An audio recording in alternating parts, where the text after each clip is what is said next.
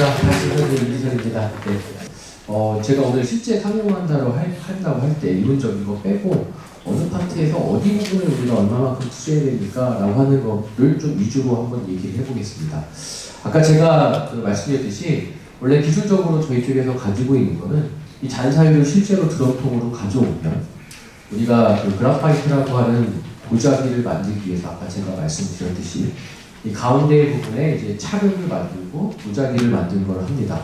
근데 이제 그 기업의 상황에 따라서 저희는 도자기까지 만들지 않고 여기에 필요한 요 차로를 만들어 보고 싶습니다. 여기까지도 소재가 되고요.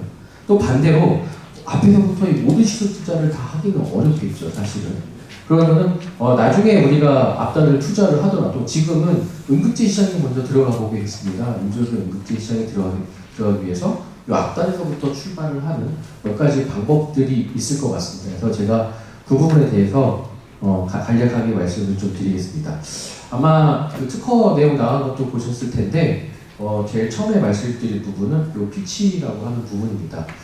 지금 그 피치를 응급제 쪽에서 가장 많이 쓰고 있는 거는 그 포스코 케미칼에서 지금 쓰고 있고요. 세종에 가면 그 포스코 케미칼 응급제 공장이 있습니다. 근데 세종 공장은 뭘 하냐? 아까 제가 말씀드렸던 포항 공장은 이제 인조견을 만드는 거고요. 그 세종에 가면 포스코 케미칼이 있는데 거기는 천연견을 외국에서 가져오고 그 위에다가 바로 이걸 응급제로 파는 게 아니라 이 피치라고 하는 물질을 코팅을 합니다. 코팅을 하고 열 처리를 해서 납품을 하고 있는 게 지금 현재입니다. 그러면 이 피치가 뭐가 이슈가 되고 있냐 잘 쓰고 있는데 최근에 한두 기업들이 이렇게 좀 만들려고는 하고 있지만 이 피치를 지금 현재 독일에 있는 한 개사에서 전량 수입을 하고 있어요. 그래서 지금 포스코케미칼도 하고 싶어 하는 것이 이거를 한두 회사가 아니라 될 수 있으면 한 3개, 4개 회사로 나와서 이거를 물건을 가져와야 어느 한쪽에서 가격이 이렇게 좀 플럭세이션이 있을 때 대응을 하기가 편하다라고 해서 다원화하려고 하는 게 일단 맞는 것 같습니다. 현재는 독일의 한 개 회사에서 전량 다 가져오고 있습니다. 그때 당시에 그 독일의 그 피치 물성 중에서도 한 연화점이 한 250짜리 쓰고 있는데 그 포스코에서 이걸 선정한 이유는 이랬습니다. 이 피치가 가장 좋아서가 아니라 물론 어느 정도 물성도 만족했겠지만 회사가 크고 왜 커야 되냐? 우리가 포스코가 작은 기업이 아닌데 팩토리 세일사에 물건을 납품을 하고 있는데 어느 해 갑자기 물량이 들어온다든가 물성이 바뀐다든가 그러면 안 되잖아요. 그래서 하나의 물성을 갖는 제품군으로 다량을 만들어내는 이걸 선정할 때 이유 중에 하나였어요. 그래서 많은 분들이 연한점 250짜리를 포스코에 쓴다고 하니까 그게 정답인 것처럼 포스코에서 250 쓰니까 우리 250도 가야 된다. 사실은 150짜리 써도 되고 200짜리 써도 무방합니다. 다만 이제 그렇게 선정된 부분이 있고요. 근데 이 피치를 만들 때 이게 어떻게 보면 그 고분자 합성 공정이에요. 그리고 아까 제가 이거를 뒤에서는 한 300도에서 500도 열 처리를 통해서 만든다고 말씀드렸습니다. 어떻게 보면 우리가 사용해서 300도나 500도가 아주 높은 고온은 아닐 겁니다. 어떻게 보면 굉장히 낮은 온도에서 물건을 잘 만들 수 있는 것처럼 보이는데 어떤 노하우가 필요하냐? 잔사유라는 게 있습니다. 우리가 보통 케미컬 실험을 할 때는 어떤 시약품을 사갖고 와가지고 막 정량적으로 9대1, 8대2 해서 뭔가를 만들어내죠. 근데 이 잔사유는 굉장히 오랫동안 해온 그 연구 그룹이 아니면 이걸 좀 방향을 제시하는 거였습니다. 왜냐? 이 말 그대로 잔사유이기 때문에 이번 달에는 A라는 나라가 원유가 싸서 가져왔어요. 여기서 자기들이 필요한 것만 다 뽑고 남은 잔사유하고 그 다음 달에는 B라는 나라가 원유가 더 쌌어요. 그럼 잔사유가 계속 바뀌겠죠.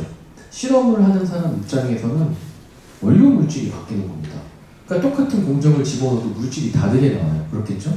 그리고 똑같은 원료를 갖고 와도 현재 지금 GS나 SK나 서로 가지고 있는 그 공정들이 달라요. 심지어 요수에 가면 YACC라고 있습니다. 뭐냐면 1공장에 4공장까지 있는데 옛날에 지은 공장에서 최근 공장까지 뽑아내는 기술이 다르니까 또 잔사유가 달라요.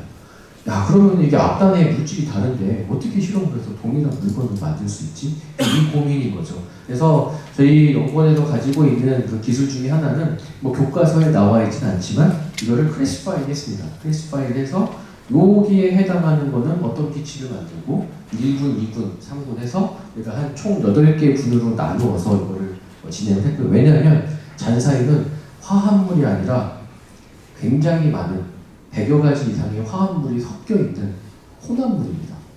혼합물이기 때문에 그렇고요.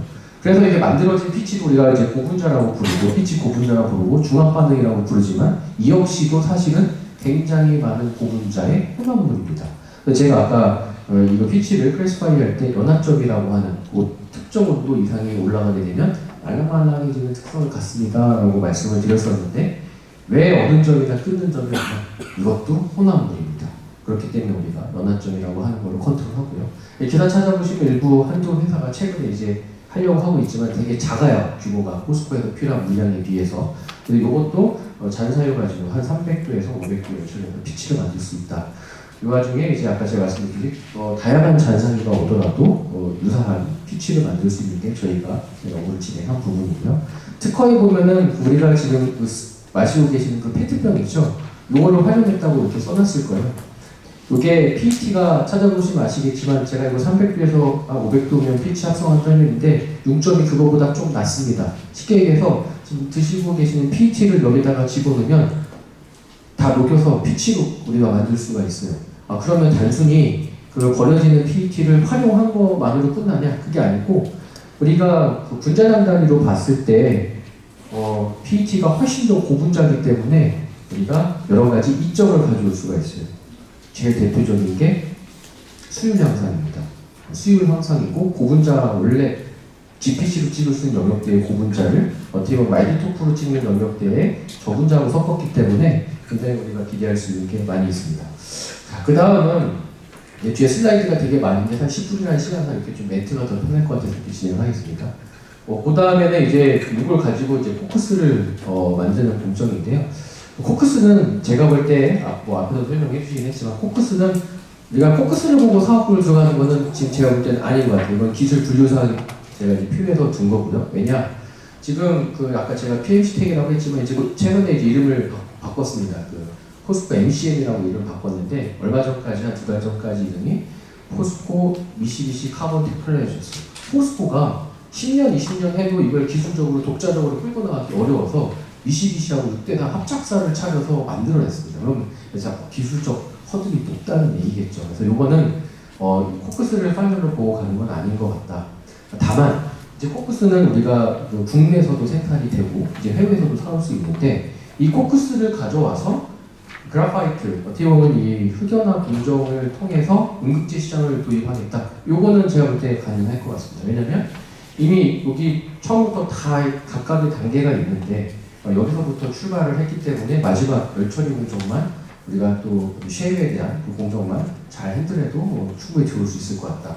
여기서 또 하나의 이슈는 아예 처음부터 역설적인 표현이지만 흑연을 만들 때 흑연으로부터 출발하는 겁니다. 무슨 얘기냐? 우리가 이제 그 소형 건전지냐 대형 건전지냐에 따라 다른데 한 11에서 13마이크로 이렇게 구형 타입의 이런 걸 쓰고 있어요. 쓰고 있는데 우리가 원하는 사이즈로 이걸 파분쇄를 하면 전체가 다 13에서 11에서 13이라고 예를 들어서 하면 그 사이즈로 들어와 주면 좋겠지만 상당히 많은 흑연 미분들이 발생합니다. 그 로스가 지금 많이 줄였다고 하는데 얼마 전까지만 해도 한 30-40%에 해당하는 무게비가 다 흑연 로스로 발생을 했어요.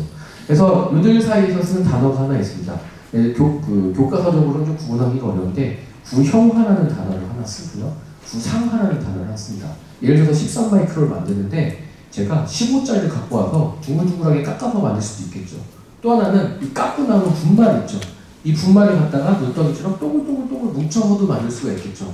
그래서 제가 만약에 말씀을 드린다면 아예 대기업나이나 가는 거랑 너무 부딪힐 필요가 없이 여기서 발생하는 미분을 활용을 해서 가는 시장도 충분히 굉장히 많이 열려 있다. 그러니까 우리가 지금 오늘 전기자동차라고 하지만 지금 기업마다 아마 크기가 좀 다 다를 겁니다. 삼성이나 LG, 포스코가 하는 데랑 껴들어서 우리가 경쟁하기에는 기업 규모가 다른 데도 많을 거예요. 그런데 이 중소기업 나이에 그렇게 밸류 체인이 이어져 있는 데가 있잖아요. 예를 들어서 장애인용 휠체어에 들어가는 그런 전기자동차라든가 소형 전기자동차라든가 그런 거 이제 중소기업 육성으로 묶여 있죠. 5로. 그런 데에 들어가는 거라고 한다면 이런 미분을 가지고 활용을 해도 아마 그래파이트 성능 대비 90% 이상 제어이 가능하다면 충분히 니치 시장을 찾을 수 있을 것 같습니다.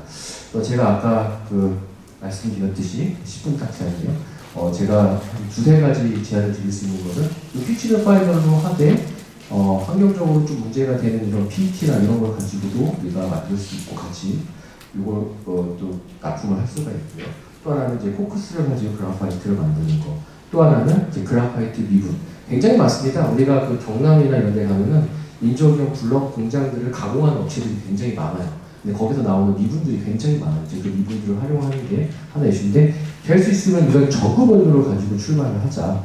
그리고 고가의 공급제 시장에 들어가는 게 제가 볼 때는 손익분기점을 넣는 게 이제 가장 좋지 않을까 이렇게 제안을 드려봅니다. 네, 오늘 이렇게 발표 마치겠습니다. 감사합니다.